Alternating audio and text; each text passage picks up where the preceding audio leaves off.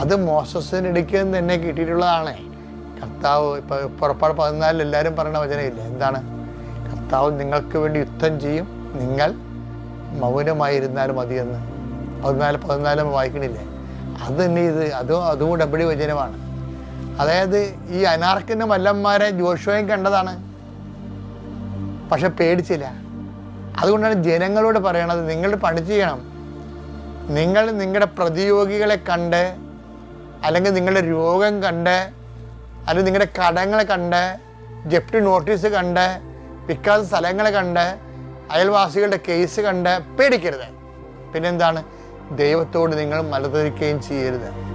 ഇപ്പം നമ്മൾ ഉടമ്പടിയുടെ വില്ലന്മാരെ കുറിച്ച് പറയുന്ന സമയത്ത് എബ്രാഹത്തിൻ്റെ ദൈവത്തിൻ്റെ ഉടമ്പടി ഇടക്കുള്ള വില്ലൻ ആരായിരുന്നു? ലോത്തായിരുന്നു.